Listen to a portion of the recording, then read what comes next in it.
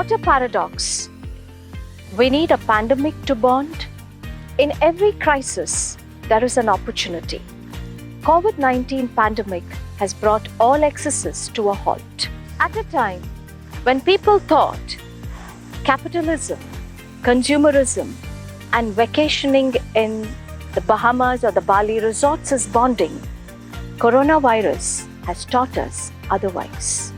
In the initial days of lockdown, everybody thought that confinement, reduced social and physical contact, loss of usual routine would be very frustrating and isolating. Of course, the dynamics of connecting and bonding has altered. Some relationships have fractured. Some deepened emotionally and rekindled. Those whose connections have deepened or rekindled are the ones who have tried to find some meaning and purpose to their existence through a deeper reflection of who they are.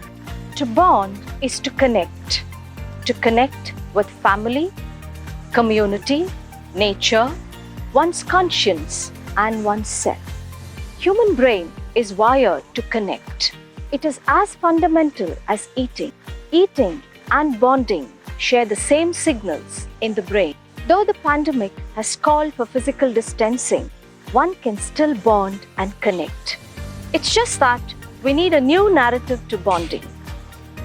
To slow down, to pause, to go inwards, to contemplate, and to rethink on many things that we all took for granted and be in the moment. Looking back, prior to the lockdown, some were on an autopilot to make money, succeed, become celebrities instantly on the Instagram, social media, living a digital false life, changing goalposts, and always wanting to keep their heads above water. Physical proximity and bonding had a different meaning then. Let us take a moment and reverse our perspective. Minus physical proximity, bonding is still possible, more meaningful when one makes space for humanity, the long forgotten fuel of our existence, that is, compassion, kindness, empathy, gratitude, ahimsa, or non-violence. I see bonding as a sense of purpose.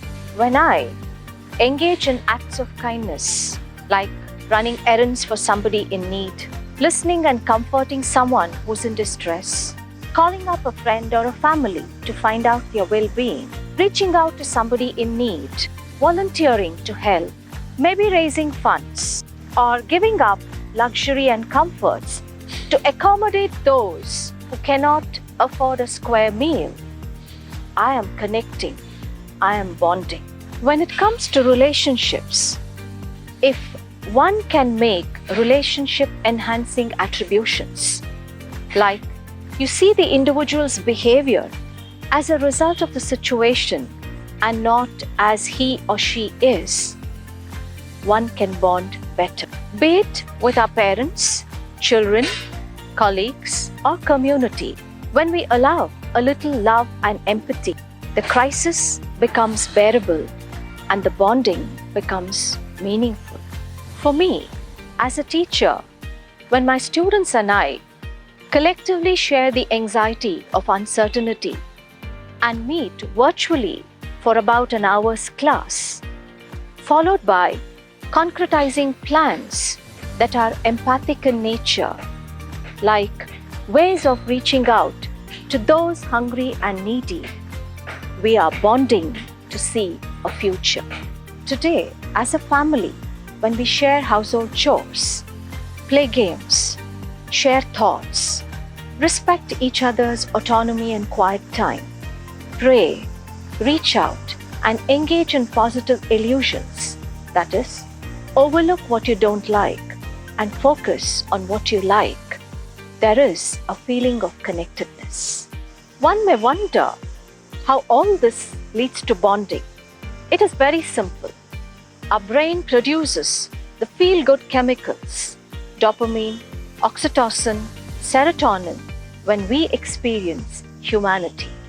In the absence of touch and hugs, acts of kindness can make us feel connected, give us a sense of purpose, direction, control, and help find grace in the midst of chaos. So when I say a kind word, give a listening ear, show empathic concern, stretch out my hands, walk an extra mile with a smile, I feel bonded and connected. We can bond because we are human. I think long before this challenging time is over, we all would have connected and grown together rather than apart. Stay apart, stay bonded.